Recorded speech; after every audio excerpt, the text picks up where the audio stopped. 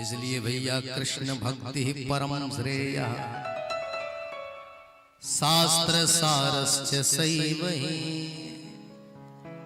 बोले महाराज शास्त्रों का सार क्या है? शास्त्र तो अनेक है, इन शास्त्रों का क्या सार है, कहना क्या चाहते हैं? बोले अष्टादश पुराणेषु व्यासस्य वचनद्वयम् परोपकार पुण्याय पापाय परपीडनम्। अष्टादश पुराणेषु 18 पुराणों का केवल एक ही उद्देश्य है, क्या? परोपकार पुण्याय। इस जीवन से जितना परोपकार हो जाए, यही शास्त्रों का सार है।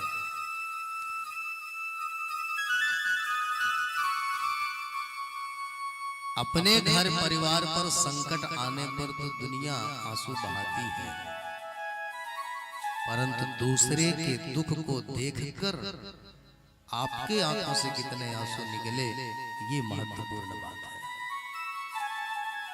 परोपकार, किसी गरीब की मदद कर देना, किसी बीमार गरीब की दवा करा देना, सर्दी पड़ रही है गरीब को कंबल ओढ़ा देना, गर्मियों में किसी गरीब नंगे पांव जूते पहना देना, किसी तीर्थ धामों में जाकर के यदि आपने 5 ईंट भी लगा दिया, हो सकता है आपके उस दीवार, आपके द्वारा बनाए हुए उस रूम में अथवा दीवार पर टिक करके कोई भक्त आकर भजन कर लिया, तो उसका 50% उस भक्त को श्रेय चला जाता है। प्याऊ लगा करके प्यासे को पानी पिला देना, आपने कोई अतिथि भवन बनवा दिया, कोई आश्रम निर्माण करा दिया, ऐसा कोई कार्य करें जिससे हमारा कोई संबंध नहीं है, वह फल उस व्यक्ति को भी प्राप्त हो, वह सुख प्राप्त हो, उसे परोपकार कहते हैं। परोपकार, दूसरे को उपकार, यही परोपकार है। गर्मियों में देखो जगह जगह पर कई भक्त प्याऊ लगवाते हैं, कितने आकर प्यासे पानी पी कर जाते हैं। हमारे वृंदावन में परिक्रमा मार्ग में 12 मास भक्त जो है, कोई फल वितरण कर रहा है, कोई चाय बिस्किट बांट रहा है, कोई भंडारा करा रहा है, और सब परिक्रमार्थी आकर के भूखे भोजन करते हैं। यही परोपकार है। 12 मास हजारों जगह भंडारे चलते रहते हैं, बड़े बड़े भक्त आते हैं, बड़े बड़े सेठ आते हैं, लाखों लाखों रुपए का भंडारा करके चले जाते हैं।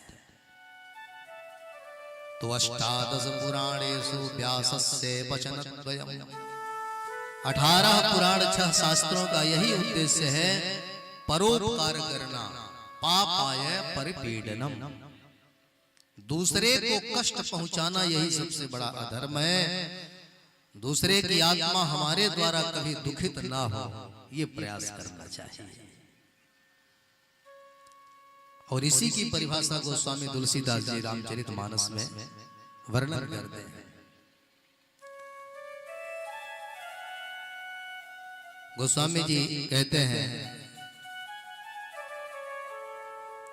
कि परहित सरिस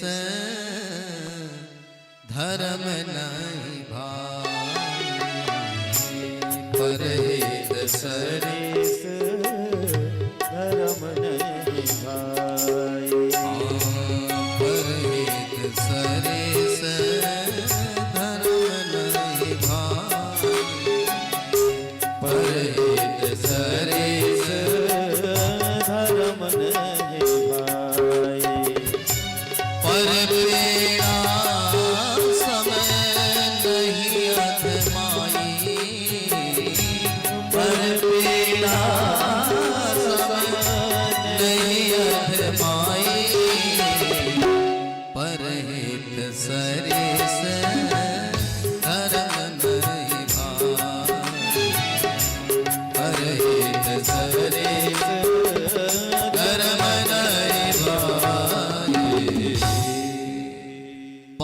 सरिस धर्म नहीं भाई। श्री रामचरितमानस और श्रीमद् भागवत महापुराण के लगभग जो है शब्दावलियां भले अलग हो सकते हैं, परंतु भाव जो व्याख्या है उसका एक है।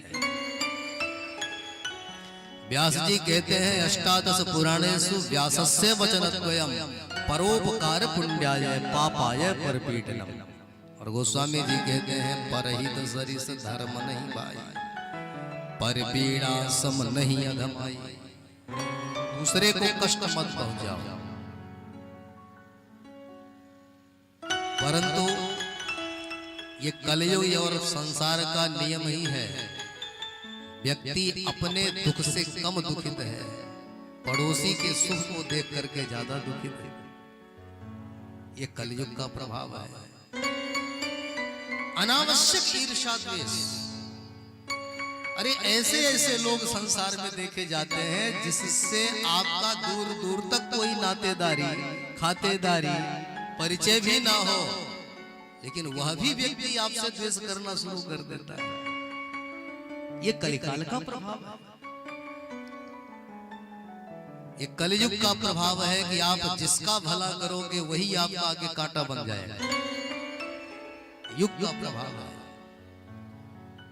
जिस थाली में खाएंगे छेद ही नहीं पूरा थलिया ही फाड़ देते हैं महाराज। ऐसे ऐसे उस जिस थाली में खाओ उसी में छेद करना, ये तो संस्कृतता की बात है। कलयुग में तो महाराज जिस थाली में भोजन तो वो थाली लेकर भाग जाए, जिससे आपका दूर दूर तक लेन देन ना हो, फिर भी वो आपसे अनावश्यक द्वेष करना शुरू कर देता है। आश्चर्य तो तब होता है, अरे आपका कोई भाई हो, कोई पारिवारिक हो, नाते रिश्तेदारी खातेदारी का हो, आपसे मन ना मिल रहा हो तो वो द्वेष करे तो बात समझ में आती है। परंतु जिससे कोई मतलब ही नहीं, न हमारा नात है न रिश्तेदार है, न उससे हमारा कोई मतलब है, फिर भी लोग, ये स्वभाव होता है। किसी किसी का स्वभाव होता है कि दूसरे को बढ़ते हुए वो देख नहीं सकते। ये कलिकाल का प्रभाव है। तो इसका सजेशन क्या है?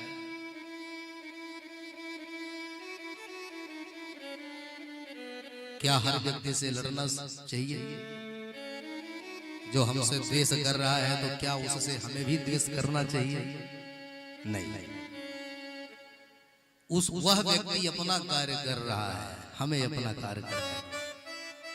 किसी के बुराई करने से अथवा किसी के द्वेष ईर्ष्या द्वेष से किसी व्यक्ति का कुछ बिगड़ना नहीं है। कोई जल रहा है तो जलने दो, उसकी जलन उसे ही तो जलाएगी। जो दूसरे के लिए गड्ढा खोदते हैं तो उस गड्ढे में पहले वही गिरता है। अरे गड्ढे में तो वही गिरेगा जो उस गड्ढे के पास में होगा। तो गड्ढा खोदने वाले व्यक्ति उस गड्ढा के पास में ही ज्यादा रहते हैं। जिसके लिए आप गड्ढा खोद रहे हो वो तो बहुत दूर है, तो गड्ढा के पास में जो है वही तो पहले गिरेगा। इसलिए जो दूसरे के लिए बुरा सोचते हैं पहले उन्हीं का बुरा होता है। किसी के ईर्ष्या द्वेष करने से किसी का कुछ बनता बिगड़ता नहीं है। जो भाग्य में है वो तो उसको मिलेगा ही मिलेगा।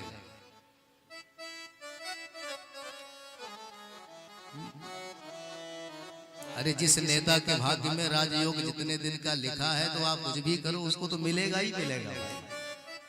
परंतु आजकल महाराज जिस नेता से अपना काम बना लेते हैं पीठ पीछे उसी की बुराई भी शुरू कर देते हैं। ऐसे भी लोग पाए जाते हैं। तो क्या करोगे? इसी को नमक हरामी कहते हैं। कम से कम जिसका खाओ उसका तो सत्कार करो। जिस माता पिता ने हमें जन्म दिया है उस माता पिता का सम्मान करो। जिस भाई ने आपके लिए अच्छा सोचा है, पवित्र यदि उसकी भावना है तो उसकी भावना की तो कदर करो।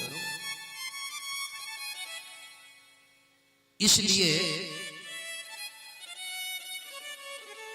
कृतज्ञ मत बनो, कृतज्ञ बनो। कृतज्ञता नहीं कृतज्ञता प्रकट करना चाहिए। आपको किसी ने एक गिलास जल यदि पिला दिया है, यह भी आपको कृतज्ञता प्रकट करना चाहिए। प्याऊ में बिठाने वाला जो मालिक होता है उसको कुछ न कुछ पारिश्रमिक देता है, पारिश्रमिक। लेकिन फिर भी यदि वो राह चलते हुए जल पिलाता है तो पीने वाला व्यक्ति जल पी करके धन्यवाद देकर जाता है, भैया आपका बहुत बहुत धन्यवाद, कृतज्ञता प्रकट करता है। तो करना भी चाहिए। किसी व्यक्ति ने आपके लिए थोड़ा सा भी कभी कोई उपकार किया हो तो सामने वाले व्यक्ति के उपकार का उत्तर आप अपकार में मत दीजिए, उसके उपकार को कृतज्ञता प्रकट करिए। सामने वाले के उपकार को कभी अपकार में मत बदलिए, नहीं तो भगवान को भी बड़ा कष्ट होता है। इसलिए परोपकार जीवन का परम लक्ष्य है। परहित सरिस धर्म नहीं भाई। तीसरा प्रश्न किया, बोले प्रयोजनम सतो रक्षा, भगवान आकर करते क्या है धरती पर? बोले प्रभु रावण कंस को मारने के लिए आते हैं क्या? बोले नहीं,